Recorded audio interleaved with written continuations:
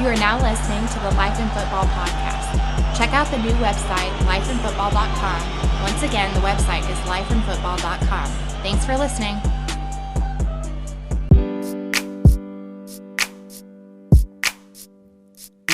This is a new day to live your life. This is a new day to try to get right. This is a new day to get on track. Yeah, that's life in football. This is a new day to live your life. This is a new day to try to get right.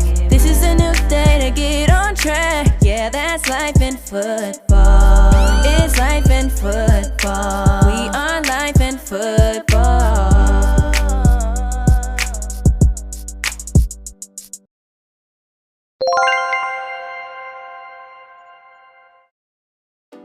Welcome to the Life in Football podcast, baby. I'm your host, Mike V. And this your co-host, Cole Moore. You know we loving life and enjoying football. Top-notch ballers all around the world. Top-notch ballers all around the world. Today we got Mr. Ed Williams on, and he did a thing at Fort Hays. And not just that, he did it in the NFL as well. Good old Florida boy, man, out there representing. And when you got these guys who done took that journey and then made it to the high level of the NFL, you know, it's a lot that come behind that, you know, and he gonna give y'all a little information that help him to become successful, not just in football, but in life. Without further ado, I'm gonna go ahead and let C-Mo bring him on. Coach Williams, Yes, a.k.a. sir. my cousin. What's up, boy? Doing good, man. Doing good. Hey, man, it's a blessing to have you on, man. Yeah, appreciate y'all. Appreciate Coach. y'all as well. Coach, I want to get to it on, man, I was so proud of you, man, when you got the scholarship to Toledo. And then, you know me, I'm trying to help. Hey, do this, do that, do this, do Yeah. that. And then you transitioned and went from Toledo to Fort Hays. When I was coming out of JUCO, Fort Hays had offered me a scholarship, but then I tried to big boy them and go to Jacksonville State. Okay. But then when you got it and then still hit the league, I said, no, I should have went there and did my thing. But man, how was that getting to Toledo? And then what made you transition to Fort Hays? Okay, so far as my upbringing and stuff, I didn't really go out a lot when I was growing up. I just stayed around the house. So when I got to Toledo, I was, you know, living life, yeah. you know, just out doing my thing all the time.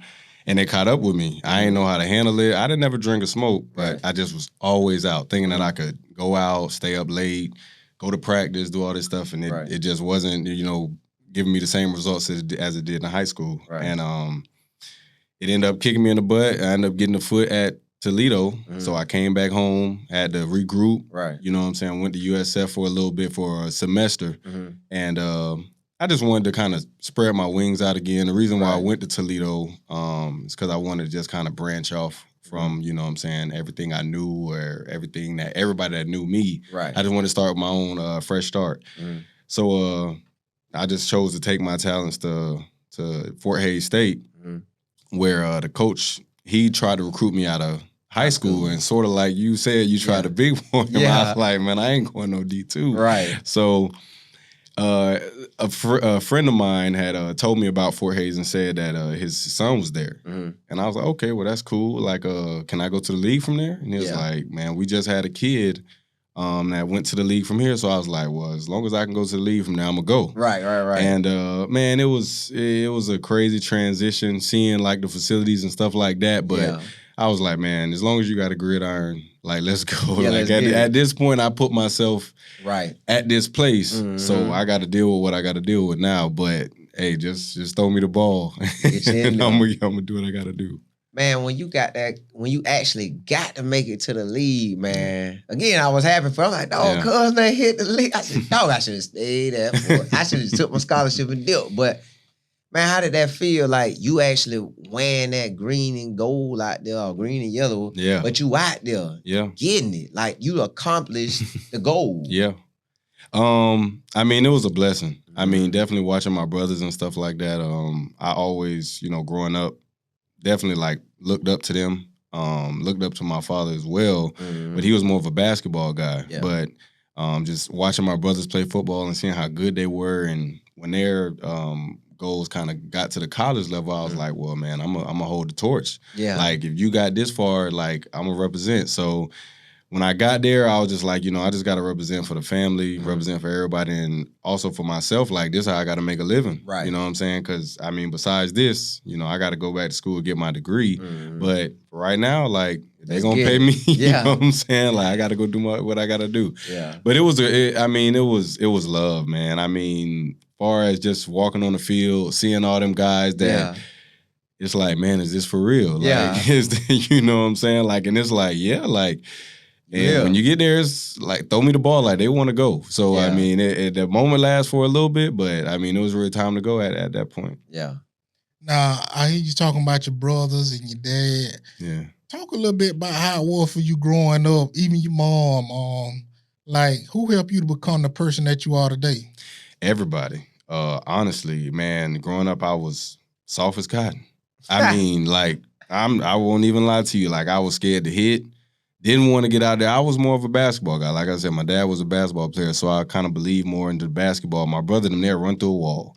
And they, how y'all in the same house? But, my dad, he never really forced it on me. He never really was really like, you need to go out there and do this. Then he was just like, if you love it, go do it. You know what I'm saying? I'm going to support you. Same with my mom. She made sure every year I got signed up. I got the cleats I need. My brothers, he was like, if you need help, just ask me. You know what I'm saying? And both of them.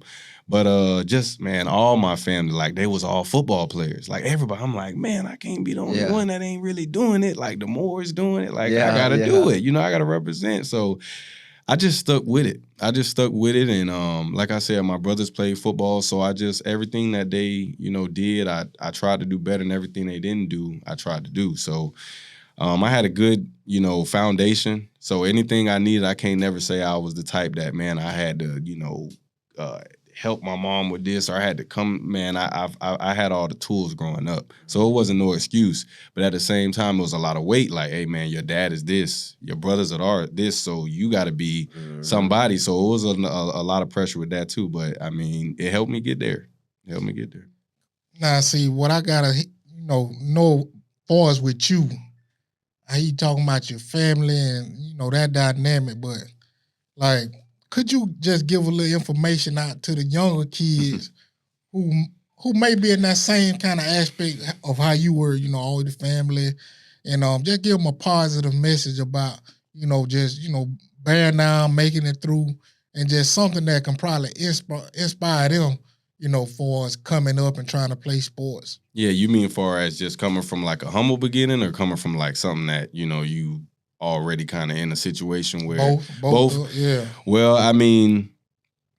I could say it far as watching a lot of people that I kind of grew up with that didn't have and that did make it, or a few people that I know that did make it to the college level and could have went pro or did go pro. It was just the perseverance. You know what I'm saying? Like, what's going to keep carrying you on? Because when you get to college, everybody good. When you were in high school, you running past everybody, even when you played the Lakelands or the Miami teams. Like, maybe one or two of them guys going to the league. Yeah. So, at the end of the day, when you get to college, you got to still, like, take what your parents instilled in you, your coaches instilled in you. And I tell a lot of kids now, because I coach at Sumner High School, and I tell them, man, listen, whatever your peers and stuff like that, whatever they're doing, you know what I'm saying, you got to be real mindful of your situation, because your time is starting to be limited. And like me, what woke me up is I started saying, you need to start trying to be the type of kid that you would want to be raising. So I was like, if you telling your son to go out and be home at 12, that's what you want. So that's what you do. Right. And I was like, once I started doing that type of stuff, I started being more responsible. And I said, at the end of the day, I said, these people love you the most. Your family, your your friends that, you consider yourself family. Family. Mm-hmm. But those type of people, they want the best for you. So, if you listening to them and you following them and you doing the right things, it's going to all align. And I tell my players now, everybody not designed to go, the distance. Right. But at the same time, you can get a lot from the game. You know, you can get friends, you can get business partners, you can get family, a lot of stuff from it. So it ain't, you know, a lot of coaches go out at it and saying, oh, only the 1%, only the 2%. I said, don't think about it like that. Just get the most out of the opportunity that you can. You know what I'm saying? Because I always believed that I could go because that was just a dream. Right. You know, I never knew what tools it was going to take to go. Yeah. I just said every time I line up on somebody, we going at it. Yeah, you know, and the better I got and the more competitive, I just felt like I had the juice. Yeah. So I could have been one of the kids that other kids probably was like, oh, he ain't going to make it. You know, he ain't All-American. He ain't All-State.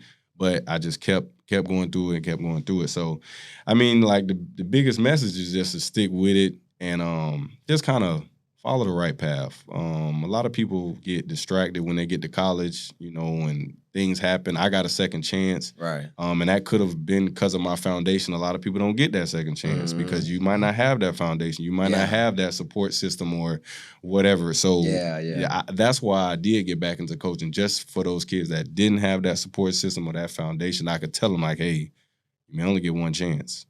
I mean, do the best you can with it. So.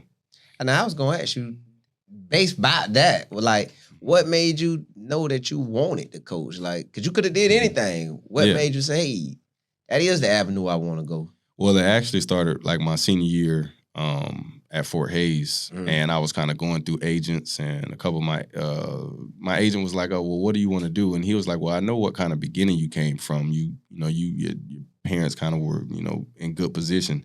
So it was like the difference is a lot of guys go to the league and stuff like that, and things happen, right? You know, and they fall short and they quit. Yeah. You know, he was like, I want to make sure you're the type of guy that, you know, if you get injured or something like that, you don't quit. I said, no, man, this is what I want to do. He was like, well, we still got to have a backup plan. He was like, that's why I, you know, brought that conversation up. And I was a criminal justice major. So he was saying, I can get you like FBI gigs. I can, you know, do all this stuff lined up. I was like, I've been pouring a lot into football. Yeah. Like, so why wouldn't I get some more out of football? So I never knew I wanted to be a coach. I ain't never felt like I had the authority or the leadership or nothing. I just felt like, you know, but my senior year, I started doing a lot of stuff with the team.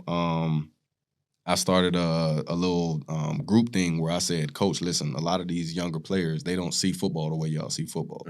So I said, we still going to play football the way y'all tell us to play football. But I said, what we're going to do is we're going to have a senior or a freshman captain, a sophomore captain, et cetera. And I said, what I'm going to do is I'm going to go talk to each of them as a senior, and I'm going to get information from all of them, and I'm going to see what they want. Right. Like, you know, what's bothering y'all? Is it the dorms? Is it the food? Is it the practice? Yeah. Now, we're not going to give in to all y'all talk, but we at least hearing y'all. Right. Y'all know y'all heard, and y'all away from y'all families, y'all moms, so y'all want somebody that y'all could talk to. So we brought all that together, and it worked. You know, our team started building up, started becoming a family, and the team went from being like a 5-7 team to, I think 2 years later, they end up going to like the playoff system and then winning the conference. So I just think that, you know, that just start like letting me know, like, you know, you can be a leader. Right. And I ended up asking my college coach, and he was just like, if you want to get into it, then I think you could do it. So, you know, that's how it started. There it is right there, man. Y'all heard it, man. Ed Williams, he did it in college, in high school, in the NFL, and now he back out here giving it to the young men. The OC, baby. They making sure they getting the information that they need. And if y'all really was paying attention, he wasn't really just talking about no NFL and money and everything. He was talking about his family, the journey, and he was saying the importance of making sure you do what you're supposed to do for just life. Not just no sports, but, you know, and that's the most important thing. And I'm going to leave y'all how I always leave y'all. Keep your head up and not down, or else you'll fall to the ground. This is Life Football Podcast. Catch you next time.